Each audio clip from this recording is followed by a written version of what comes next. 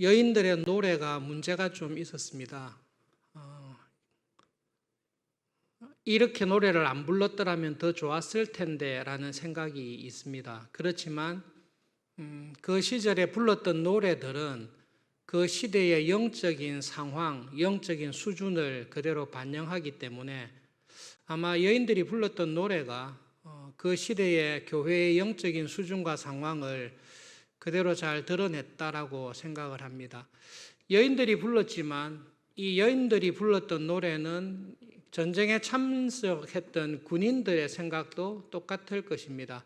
사울이 죽인 사람은 천천이다. 다윗이 죽인 사람은 만만이다. 전쟁의 주인공이 누구라는 것이죠? 다윗이라는 것입니다. 우리 가운데 위대한 신앙의 인물이 등장했는데 그 신앙의 인물은 사울보다 더 훌륭하다. 역시 전쟁에는, 교회에는 신앙의 영웅이 있어야 된다. 근데 그 영웅이 다윗이다 라는 노래를 불렀습니다. 그러나 전쟁에 나갔던 다윗은 내가 사울왕보다 위대하다라는 생각을 전혀 하지 않았습니다. 다윗은 전쟁에 나갈 때 오직 하나님만 생각했습니다. 지금 이 전쟁은 사울이 위대하냐 다윗이 위대하냐의 문제가 아니라 이 전쟁은 하나님의 명예에 관한 것이다. 그리고 하나님께서는 하나님을 조롱하는 저 할례받지 못한 원수를 결코 가만두지 않을 것이다. 다윗은 사울보다 자기가 신앙적으로 뛰어나다는 것을 증명하기 위해서 가지 않았습니다. 다윗의 승리를 보았을 때의 요나단도 다윗이 왕자인 내보다 더 뛰어난 사람이구나, 조심해야 되겠다, 이런 마음이 요나단에게 전혀 없습니다.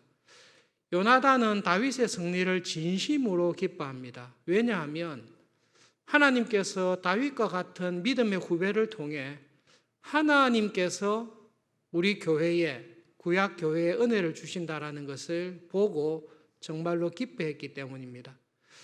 하나님을 향한 믿음, 하나님 중심으로 살아가는 사람이 골리앗과의 전쟁 그리고 개선하는 것을 볼 때에 함께 기뻐할 수 있는 마음이 있습니다.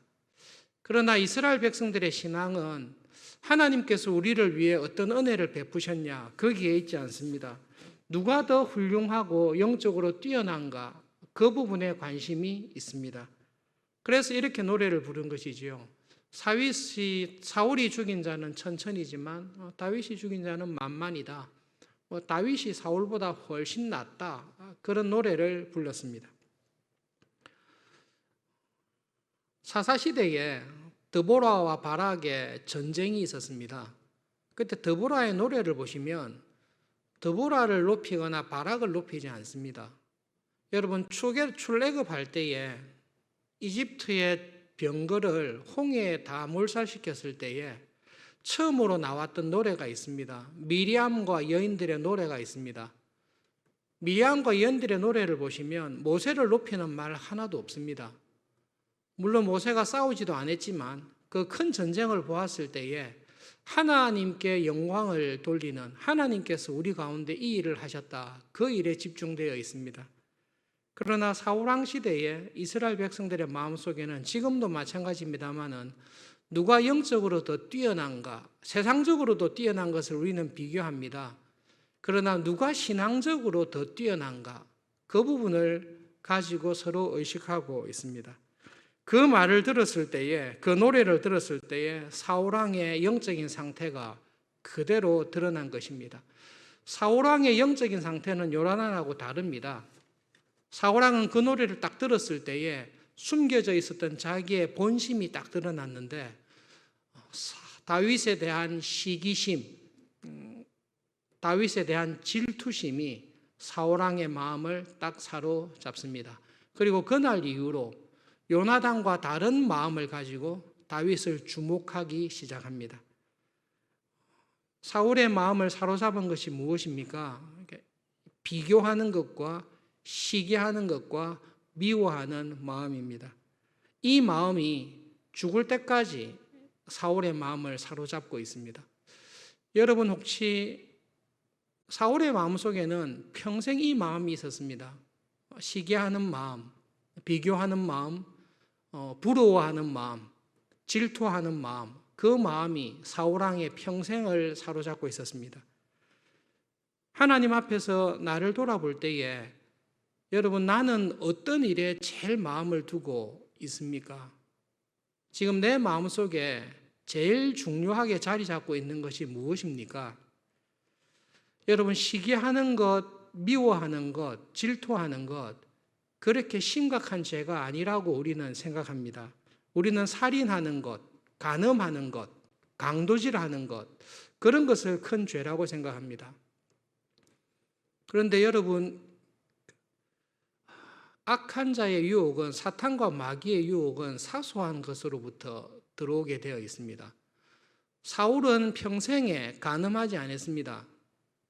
사울은 평생에 다윗처럼 살인을 하지 않았습니다. 고의로 살인을 하지 않았습니다. 그런데 사울의 마음속에는 항상 무엇이 있었는가 하면 시기하는 마음이 있었습니다. 항상 미워하는 마음이 있었습니다. 살인죄와 간음죄를 저지른 다윗은 그 큰 죄를 깨닫고 회개하여 구원에 이르지만 평생토록 그리 심각하지 않은 죄, 시기하는 마음, 미워하는 마음을 품고 살았던 사울은 하나님의 구원을 영원히 잃어버리고 지옥의 형벌로 들어간 것을 성경은 말씀을 하고 있습니다. 여러분, 시기하는 것, 미워하는 것, 내 마음속에 있는 그러한 죄들은 절대로 가벼운 죄가 아닙니다.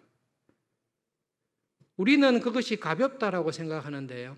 하나님께서는 미워하고 시기하는 것을 결코 가벼운 죄라고 여기지 않습니다. 오히려 형제를 미워하는 자마다 살인하는 자다라고 말씀을 하시므로 미워하는 그 마음이 살인하는 마음과 똑같이 심각한 죄라는 것을 하나님께서는 우리에게 말씀해 주고 계십니다.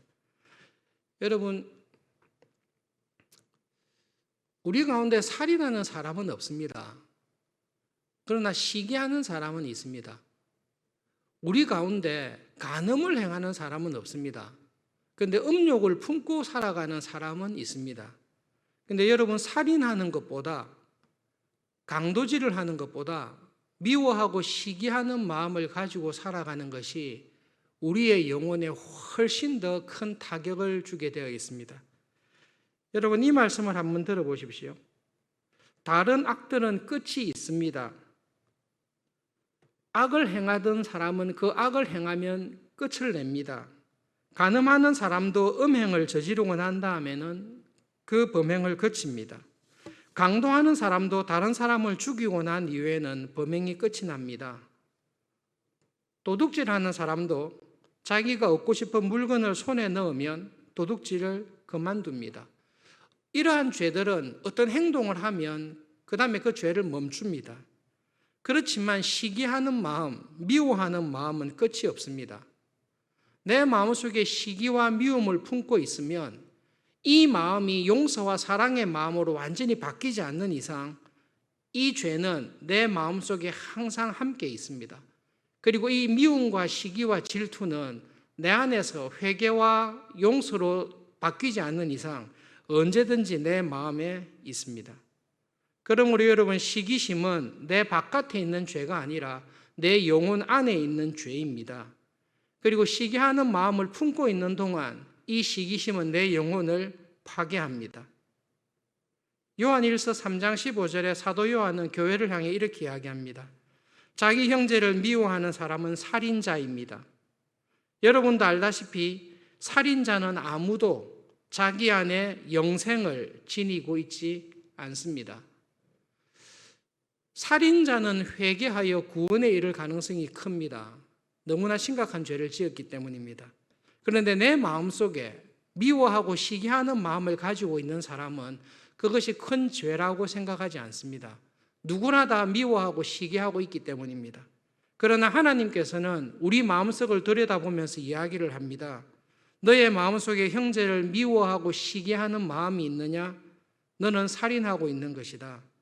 시기하고 미워하는 마음은 성령님께 속해 있는 마음이 아닙니다. 미워하고 시기하는 마음은 마귀에게 속해 있습니다. 그것을 어떻게 알 수 있습니까? 타락을 통해서 가인과 아벨의 기사를 통해서 알 수 있습니다. 가인은 형제인 아벨을 향하여 시기하는 마음, 질투하는 마음을 가지고 있었습니다. 왜 그렇습니까? 가인은 하나님께 속한 자가 아니라 악한 자, 마귀에게 속해 있기 때문에 그렇습니다. 그러므로 여러분, 시기심은 그 어떤 현저한 죄보다 내 영혼을 확실하게 파괴할 수 있는 무서운 죄입니다. 사도 바울이 로마서에서 이렇게 이야기합니다. 여러분, 우리는 육에 따라서 살지 말아야 합니다. 육에 따라서 살면 반드시 죽을 것입니다. 그러나 성령님의 힘으로 육체의 행실을 죽이면 우리는 살 것입니다.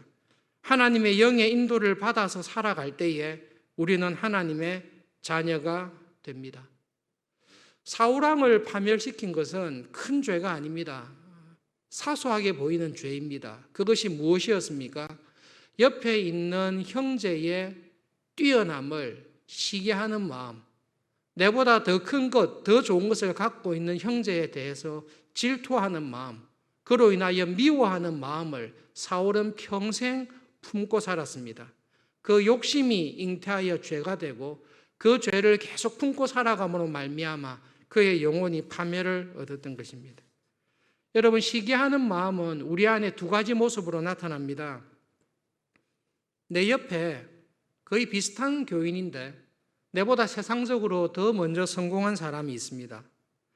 재능이나 실력이 뛰어난 사람이 있습니다. 가정 형편이나 집안 배경이 내보다 좋아서 내보다 더 행복하고 성공하게 살아가는 사람을 볼 때에 내 마음속에 기뻐하는 마음이 아니라 비교하며 원망하며 시기하는 마음이 생길 수 있습니다. 여러분, 이것은 꼭 세상적인 것에만 국한되지 않습니다. 같은 신앙생활을 하는데 내보다 더 큰 은혜를 받고 내보다 더 큰 은사를 받고 내보다 더 경건하게 헌신되게 하나님께 쓰임받는 영적인 사람을 볼 때에 그 사람을 기뻐하기보다는 그 사람을 시기하고 그 사람을 질투하고 괜히 그 사람으로 인하여 내 마음이 주눅이 들 때에 나는 성령님의 마음이 충만한 것이 아니라 내 마음속에 나도 모르게 세상적인 기준에 따라서 시기하며 질투하는 마음을 품고 있는 것입니다. 미워하고 시기하는 마음이 나보다 뛰어난 사람과의 관계에서도 나오지만 내보다 못한 사람에 대해서도 나타납니다.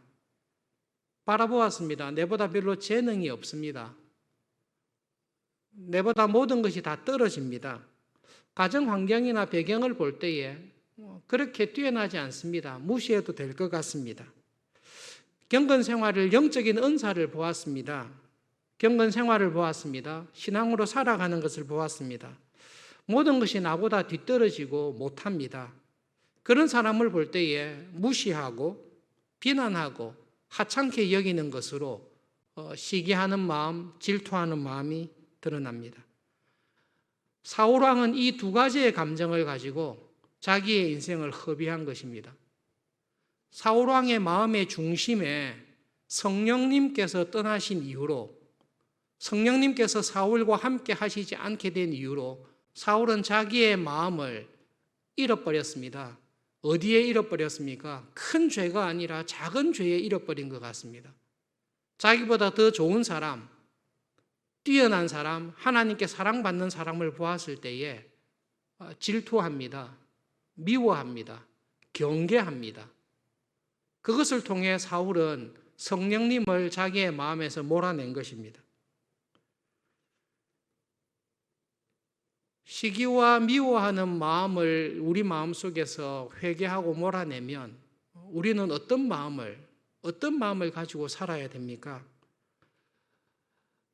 하나님께서 우리에게 원하시는 것은 성령님께 속한 마음, 곧 예수님의 마음을 가지면서 살아가기를 원하십니다. 여러분, 예수님의 마음은 어떤 마음입니까?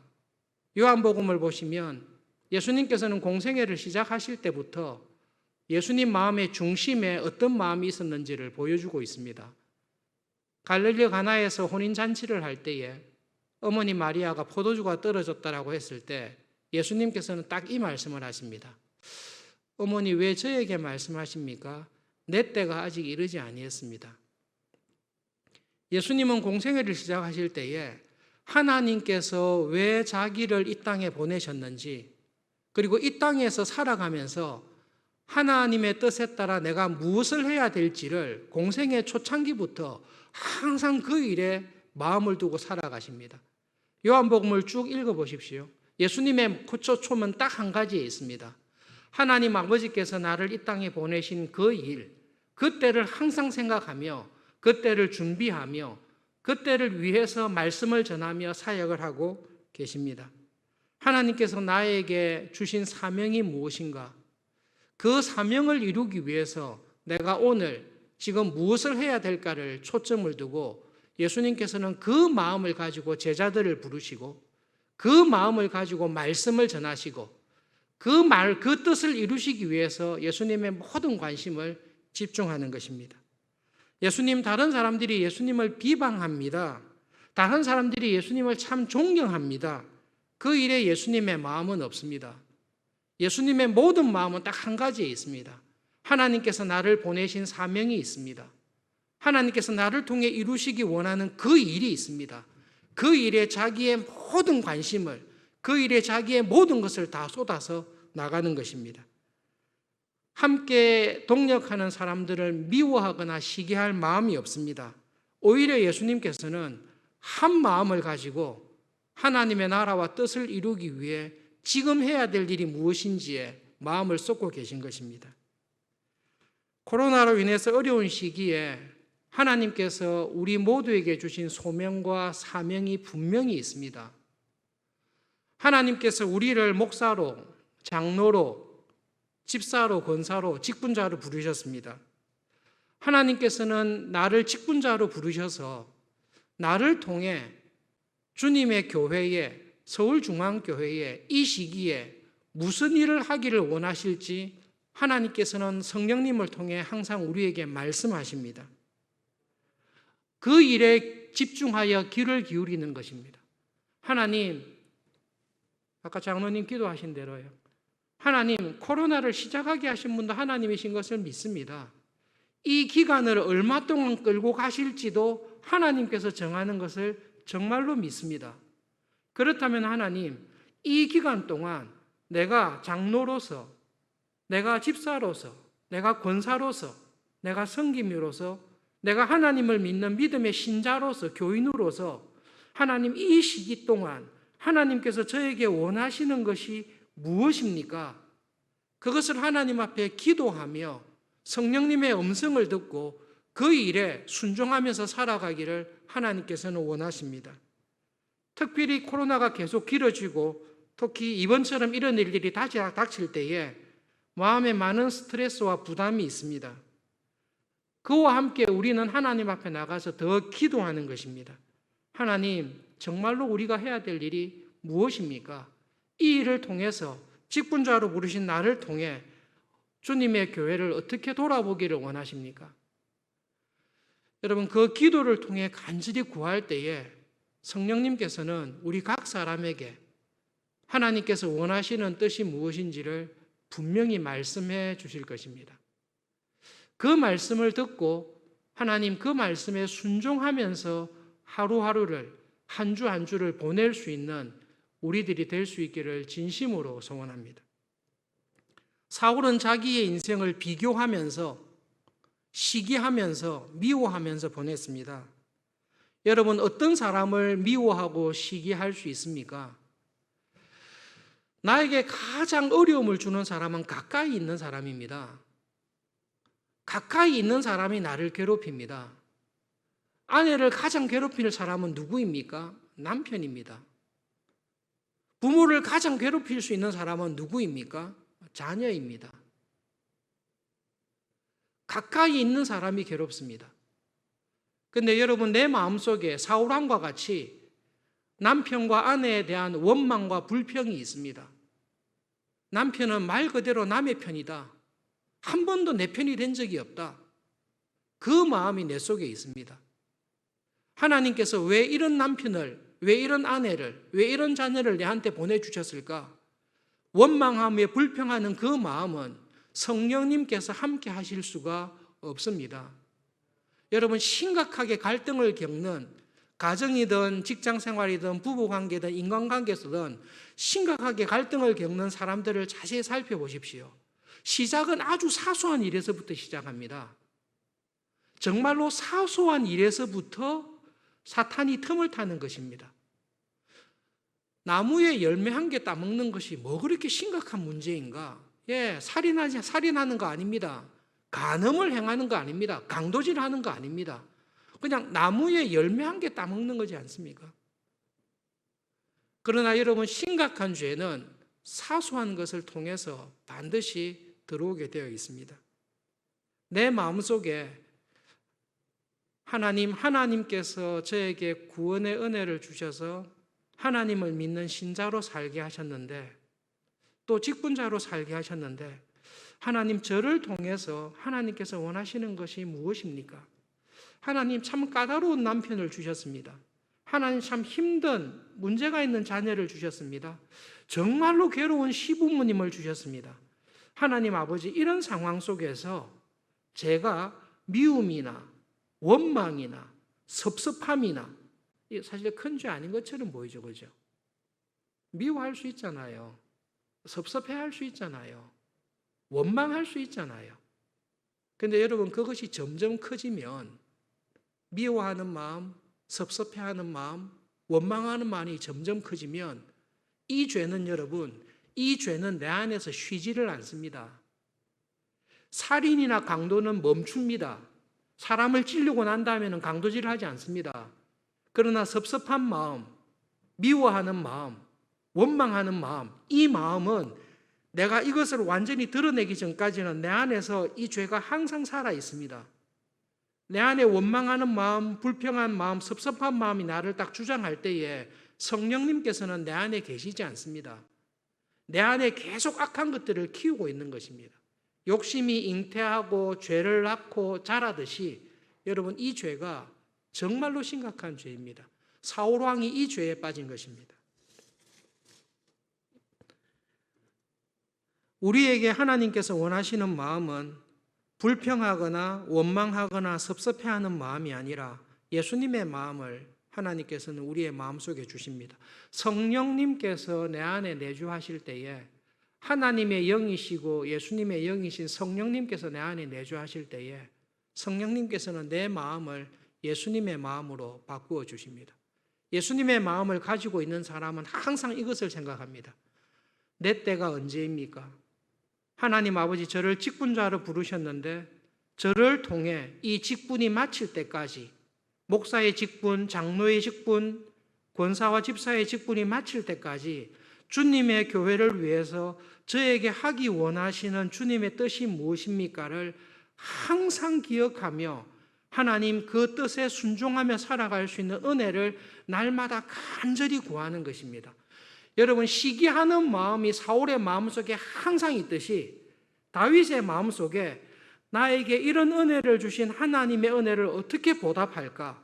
어떻게 하면 하나님을 더 사랑하며 어떻게 하면 주님의 교회의 직분자로서 주님의 교회를 더 사랑할까?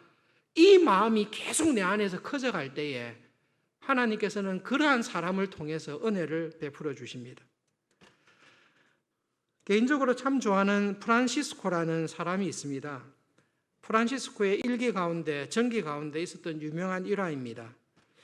겨울이 일찍 찾아온 날 맨발로 레오 형제하고 어떤 곳을 향해 가고 있었습니다. 너무 추웠습니다. 추위가 뼛속까지 올 정도로 추웠습니다. 게다가 맨발로 걷고 있었기 때문에 너무너무 힘들었습니다. 그러면서 형제하고 프란시스코가 이렇게 이야기합니다.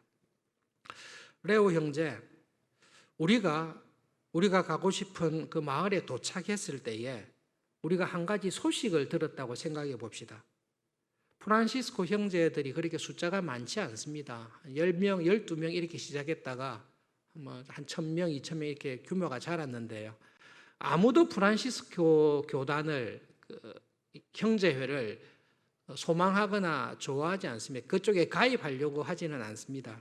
그런데 이런 이야기를 한 거죠. 우리가 갔을 때 파리의 유명한 신학교의 교수들, 많은 주교들, 게다가 대주교들, 추기경들, 그리고 프랑스와 영국의 왕까지 내가 프란시스코 회에 가입하겠다라는 소식을 들었을 때에 우리가 그 소식을 들었다고 해서 우리가 정말로 기뻐하겠습니까? 나는 그렇게 생각하지는 않습니다. 레오 형제, 우리 프란시스코에 있는 수도사들이 하나님의 은혜를 받아서 가장 유명한 설교자들이 되어서 모든 불신자들을 회심시키고 기적과 능력을 행할 수 있는 재능을 받아서 모든 사람들이 우리들을 성인처럼 대우한다고 생각해 보십시오. 그렇다면 그것이 완전한 기쁨이 되겠습니까? 그것도 완전한 기쁨이 아니라는 것을 깨달았습니다. 그 추운 길을 걸어가면서 묵상을 한 거죠. 이 춥고 어렵고 힘든 이 수도사의 길을 걸어가면서 하나님께서 우리 수도회를 이렇게, 우리 교회를 이렇게 번창하게 하시고 모든 사람들이 출석하고 싶은 그런 유명한 교회로 한다면 그게 제일 큰 기쁨일까? 우리 교회에 있는 모든 교인들이 성령의 은사와 능력이 탁월해서 성인과 같은 삶을 산다고 칭찬을 받으면 그것이 완전한 기쁨일까? 마지막으로 레오 형제에게 이렇게 얘기하였습니다. 오늘 우리가 이렇게 춥고 배고픈 가운데 마을에 도착하고 있습니다. 배고픔과 추위와 피로에 지쳐서 죽을 지경이 되어서 우리가 그 마을에 도착했는데 그 마을에서 우리를 귀찮은 거지나 도둑놈으로 취급하면서 아예 문도 안 열어주고 오히려 안에서 욕을 하며 몇 시간 동안 우리를 추위 속에서 거지와 도둑놈으로 취급하여 바깥에 세워놓는다고 생각해 보십시오. 그런 상황에 처했을 때에 우리가 인내와 사랑을 잃지 않고 그것을 묵묵히 받아들인다면 거기에 우리의 참된 기쁨이 있다고 생각합니다. 예수님께서 자기 땅에 오셨습니다. 창조주이신 하나님께서 이 땅의 주인이신 예수님께서 자기 땅에 오셨습니다. 자기 땅에 오셨지만 아무도 그분을 왕으로 영접하지 않았습니다. 오히려 그 예수님의 모습을 보면서 조롱했습니다. 모욕했습니다. 우습게 여기고 하찮은 존재로 취급했습니다. 그렇지만 예수님께서는 그것으로 인하여 그들을 위협하시거나 욕하시거나 비난하시거나 화를 내지 않으셨습니다. 하나님께서 나에게 걷게 하신 길이 이 길이다. 나는 주님께서 하나님 아버지께서 보내신 이 길에 끝까지 충성하며 아버지께서 세상을 사랑하신 것처럼 나도 죄에 빠져 있는 사람들을 사랑하며 아버지를 사랑하며 사람들을 사랑하며 나에게 주어진 길을 가야 되겠다. 그것이 내 안에 시기심이나 미움이 있는 것이 아니라 내 안에 예수님께서 거하고 계신 것입니다. 프란시스코가 형제에게 이렇게 이야기한 것입니다. 우리는 하나님의 소명을 받아서 이 길을 가고 있습니다. 그런데 이 길을 가고 있는 나를 세상을 아무도 인정해 주지 않습니다. 교회조차도 인정해 주지 않습니다. 그러나 그럼에도 불구하고 이것이 하나님께서 부르신 우리의 길인 줄을 알고 인내하며 사랑하며 우리에게 주신 길을 끝까지 걸어갈 때에 거기에 가장 완전한 기쁨이 있습니다. 거기에 참된 믿음의 길이 있습니다. 우리는 죽을 때까지 이 길을 걸어가야 될 것입니다. 그 이야기를 한 것입니다. 여러분, 신앙의 가장 큰 것이 무엇입니까? 믿음 생활의 가장 큰 일이 무엇입니까? 내 안에 예수님께서 살아계시는 것입니다. 내 안에 그리스도의 형상이 온전히 이루어지는 것입니다. 하나님께서는 그것을 위해서 저와 여러분을 부르셨습니다. 내 안에 그리스도의 형상이 있는 그 놀라운 은혜가 고린도전서 13장에 이렇게 말하고 있습니다. 내가 사람의 방언을 할 수 있습니다. 천사의 말을 할 수도 있습니다. 그렇지만 내 안에 예수님의 사랑, 하나님을 사랑하고 교회를 사랑하는 사랑이 없다면 나의 그 모든 은사는 소리나는 구리와 울리는 꽹과리가 될 것입니다. 내가 예언하는 능력이 있습니다. 산을 옮길 만한 모든 믿음과 지식이 있습니다. 그렇지만 그것이 나를 증명하고 나를 자랑하는 것으로 쓴다면 나는 아무것도 아닙니다. I am nothing. 나는 정말 아무것도 아니라는 것입니다. 내가 내게 있는 모든 것으로 다 구제합니다. 내 몸을 불사르게 내어준다 할지라도 내 안에 그리스도를 향한 사랑, 하나님께서 나에게 주신 그 소명에 대한 충성됨, 사랑으로 말미암은 순종이 없다면 아무것도 아닙니다. 여러분, 어려운 시기를 지나가고 있습니다. 내 마음의 중심에 있는 생각이 무엇입니까? 푸른 초장과 쉴만한 물가로 우리 형통하게 지내든, 알 수 없는 상황 가운데 어려운 가운데 지내든 내 마음의 중심에 하나님께서 나에게 주신 은혜를 정말로 감사하면서 정말로 하나님을 사랑하며 사는 것이 뭘까? 이 시기에 주님의 교회, 서울중앙교회를 사랑하면서 살아가는 것이 뭘까? 내가 직분이 마칠 때까지 하나님께서 나를 불러서 하나님의 은혜의 나라로 불러주시기까지 이 땅에 두시는 동안 하나님께서 나를 통해 정말로 원하시는 것이 뭘까? 그것을 하나님께 날마다 구하며 기도하는 우리들이 되기를 바랍니다.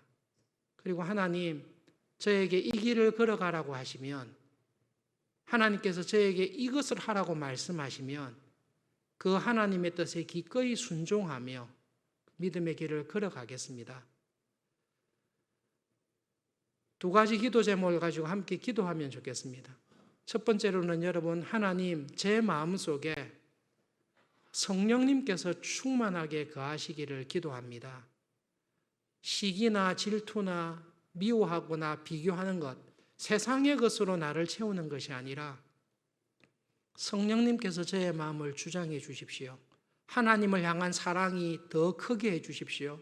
주님의 교회를 향한 사랑이 더 크게 해 주십시오. 두 번째로는 우리가 너무 넋을 놓고 교회 기도를 열심히 안 한 것 같습니다. 하나님, 이 코로나의 시기를 하나님께서 주장하시는 줄을 믿습니다. 함께 모여서 예배드릴 수 있는 은혜를 속히 허락해 주십시오. 하나님 앞에 온 교회가 함께 모여서 전심으로 예배드릴 수 있는 날을 하나님 속히 허락해 주십시오. 말씀을 기억하면서 두 가지 기도 제목을 가지고 함께 기도하겠습니다.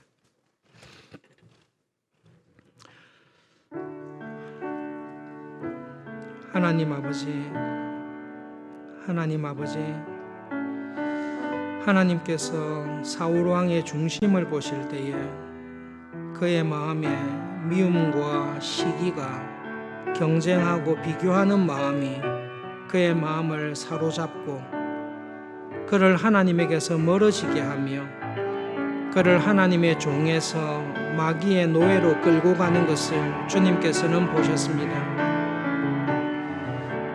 하나님 아버지, 예수님의 마음에 하나님께서 나를 이 땅에 보내신 그 뜻을 항상 생각하며 하나님, 그 하나님의 뜻에 끝까지 순종하며 십자가를 향해서 나아가셨던 하나님 아버지를 향한 사랑과 주님의 교회를 향한 주님의 사랑을 하나님 저희들에게 보여주셨습니다.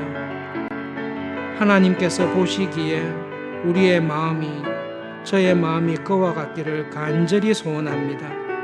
하나님 아버지, 우리의 마음 속에 성령 하나님께서 살아계셔서 하나님을 더 사랑하며 나에게 맡기신 직분과 사명을 끝까지 충성되게 감당하며 살아가도록 은혜를 주시옵소서.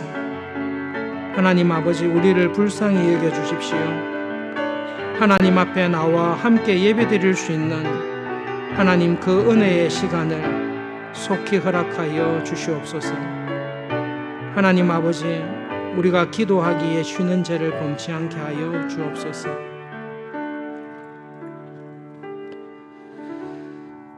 사람의 중심을 보시는 하나님 아버지, 사울왕의 마음속에 인간적인 시기심과 미움이 성령님을 몰아내고 그 시기심과 미움에 사로잡혀서 하나님에게서 점점 멀어져 가는 그 안타까운 모습을 하나님 보시는 것을 기억합니다.